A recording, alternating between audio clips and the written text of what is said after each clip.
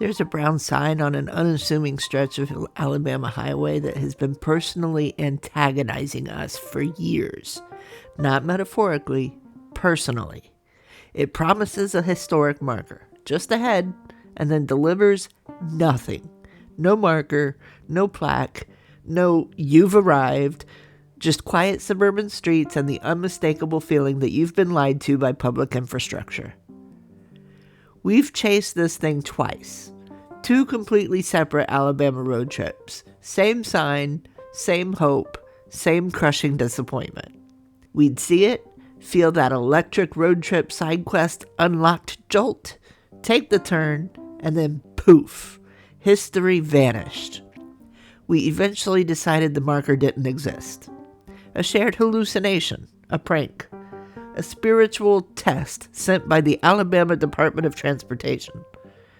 But curiosity is a stubborn beast, and on the final day of our second Alabama road trip, the nonsense ended.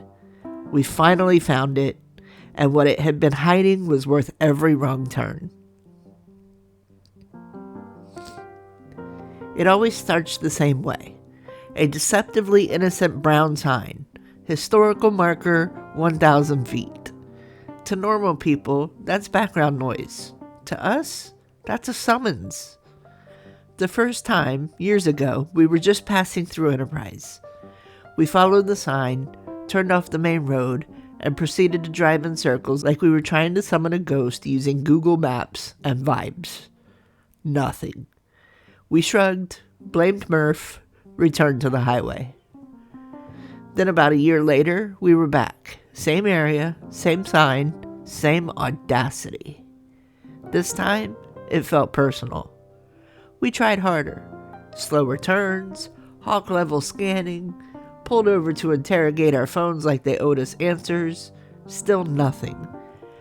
At this point, we were convinced this was either 1, an elaborate local prank, 2, a cursed waypoint, or 3, Alabama quietly testing our resolve. And then, on the last day of the trip, we saw something different. A historic marker, tucked beside a church, at the corner of South Main and Chancey Streets. Oh, we pulled over immediately because we break for signs.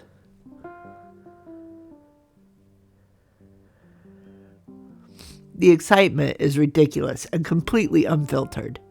After years of jokes, failure, and mild existential questioning, there it is, standing calmly like it hasn't been tormenting us for half a decade.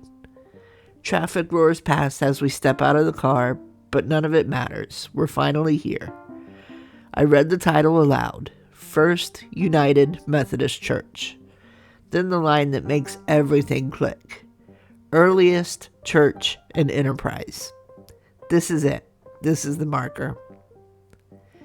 Beside it stands a striking gray stucco church, Gothic in style, crowned with a tall, elegant spire. Arched stained glass windows catch the light like they've been waiting patiently for someone to notice them properly. This place isn't just old, it's important. Locals call it the Mother Church of Enterprise. And standing here, marker finally found, we realized the hunt was just the prologue.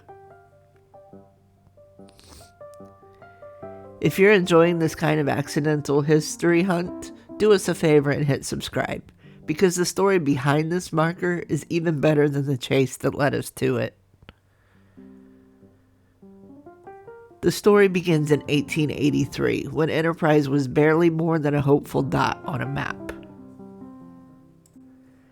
13 charter members formed a Methodist congregation, not in a grand sanctuary, but under a brush arbor, a simple shelter made of branches and leaves.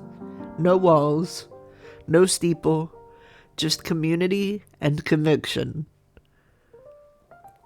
Their first permanent structure, Carmichael Chapel, quickly became more than a church.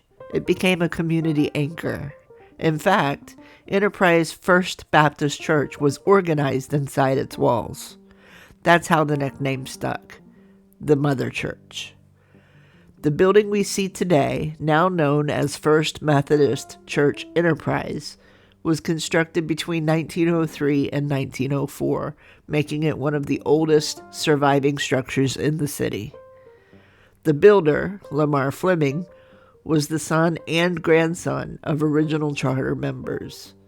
This church wasn't just built for the community, it was built by it, across generations. The first service was held on September 4th, 1904, celebrated with a parade from the old chapel to this new sanctuary.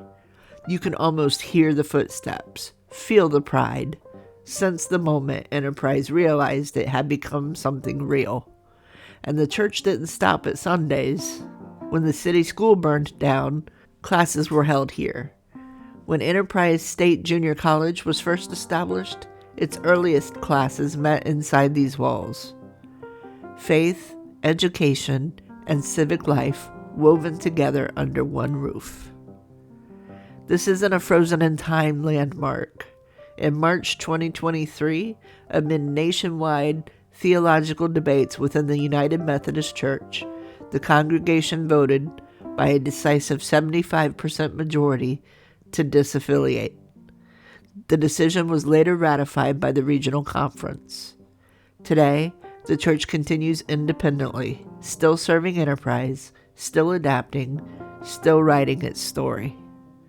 From a brush arbor in 1883 to a defining vote in 2023, this place has never stopped evolving. After all the missed turns, jokes, and years of side-eyeing that sign, standing here feels like closure. What was once a phantom marker turned out to be a doorway into a century-long story of faith, education, resilience, and community. This wasn't just a historic marker hiding in plain sight. It was the foundation of a city.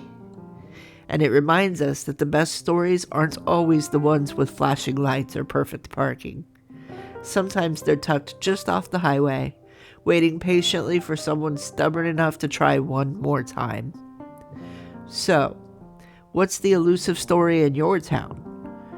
The marker everyone passes but no one stops for? Tell us in the comments. We'd love to hear it.